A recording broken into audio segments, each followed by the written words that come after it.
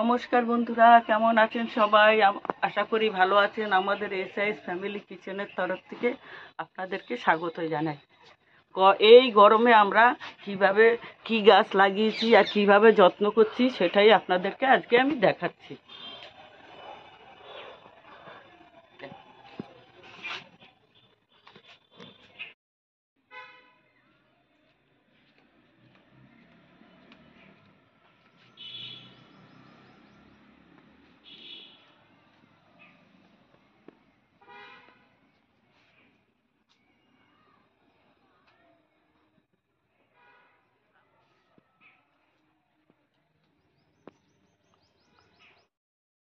বন্ধুরা, আপনাদেরকে সেই ডাঁটার বিচি ফেলে দেখিয়েছিলাম, ছোট ছোট ডাঁটা গাছ হয়েছিল।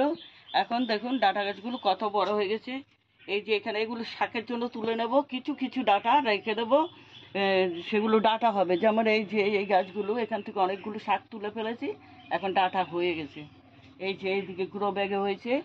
আর গামলারগুলো তো এই ঝুড়িতে যেগুলো লাগিয়েছিলাম সেগুলো আপনাদেরকে একবার দেখেছিলাম যে মরে গেছে, তারপর আবার লাগিয়েছি।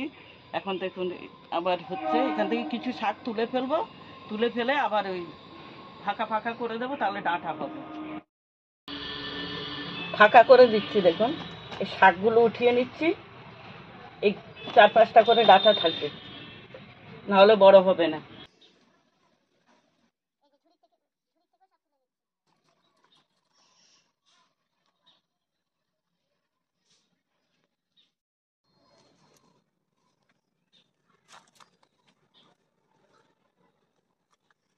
আমরা এর আগে কিছু ডাঁটা শাক তুলে নিয়েছিলাম, শাক তুলে ওই গ্রো ব্যাগগুলো ফাঁকা করে দিয়েছিলাম, এখন আবার তুলে নিচ্ছি।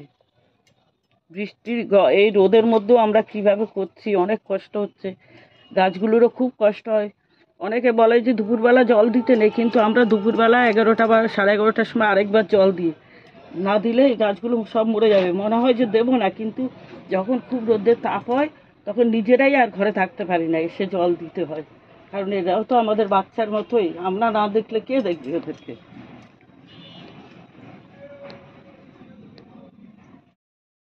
অনেকে বলে রোদের মধ্যে নাকি জল দিলে গাছগুলো মরে যায়, কিন্তু আমাদের তা হয় না। আমাদের গাছ না দিলেই বরঞ্চ মরে যায়। আমরা এইভাবেই গাছগুলোকে সব সময় যত্ন করি, সব সময় জল দিই রোদের মধ্যে আরেকবার এসে। গাছের মধ্যে পুরো গাছের মাথায় টাথায় জল দিয়ে দিই, ভালো করে ভিজিয়ে দিই। এই যে এতটা শাক তুলে নিয়েছি। বন্ধুরা দেখুন, এই কলমি শাকটা দিয়েছিলাম, গাছগুলো মরো মরো হয়ে গেছিল, তুলে ফেলছিলাম, কিন্তু তারপরে রেখে দিলাম।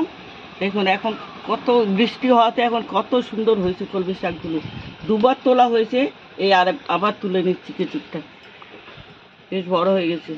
এটা কাটিংয়ের গাছ, এটা আরো সুন্দর। আর এগুলো সব বীজের গাছ।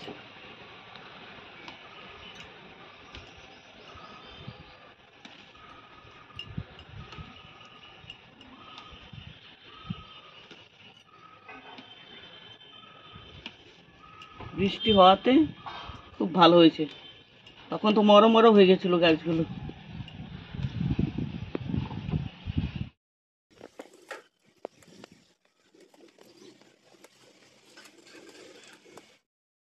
এই যে আমাদের ছাদ বাগানের পাহারাদার।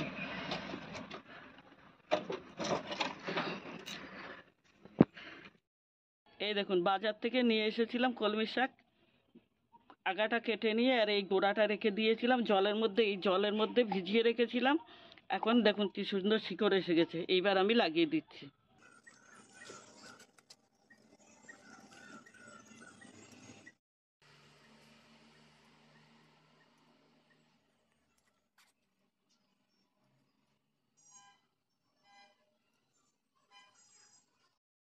এই যে বরবটি গাছ আপনাদেরকে আগে দেখিয়েছিলাম, এখন দেখুন বরবটি গাছে সব ফুল এসে গেছে। গরমে খুব কষ্ট করে রাখতে হচ্ছে ওদেরকে। সব ফুল এসে গেছে, এই উপরে উঠছে, শিম গাছ ছিল সেখানেই উঠবে, তারপরে বরবটি ধরবে, তখন আপনাদেরকে আবার দেখাবো।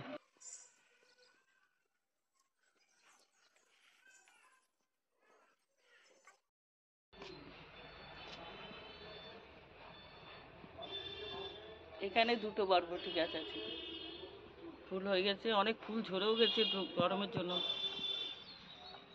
একটু বৃষ্টি হলে ভালো হতো।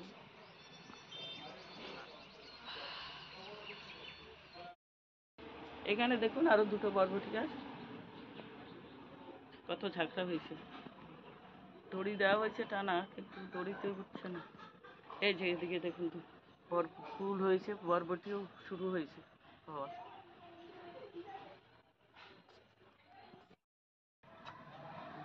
এখানে দেখুন আরো দুটো বরবটি গাছ, এই যে বরবটি ধরা শুরু হয়ে গেছে। এই যে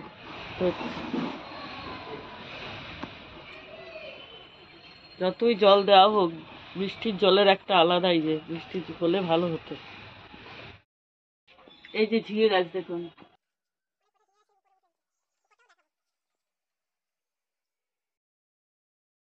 এই যে 3টে শশা গাছ আছে। আরো অনেকগুলো লাগানো হয়েছিল, 5-6টা লাগানো হয়েছিল, মরে গেছে সব গরমে। এই যে ছাদের চিলেকুট্রিতে এই ঝিঙে গাছ হয়েছে। ঝিঙের লতা দড়ি দিয়ে আর পাচ্ছি না। এই দেখুন একটা ঝিঙেও এসে গেছে।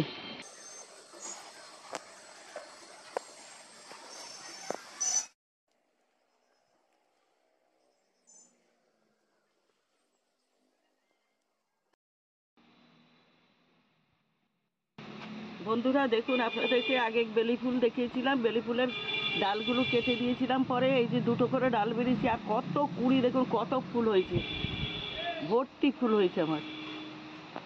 এখনো প্রচুর কুড়ি বাকি রয়েছে, হবে আরো অনেক।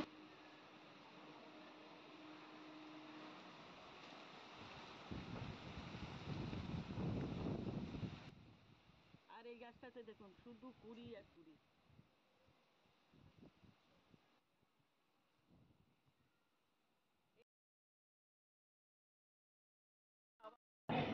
বন্ধুরা দেখুন কত অ্যালোভেরা গাছ, আরো অনেক আছে।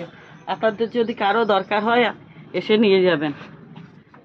আজকে তবে এখানে রাখছি, পরবর্তী ভিডিওতে আবার আপনাদের সাথে দেখা হবে। ধন্যবাদ।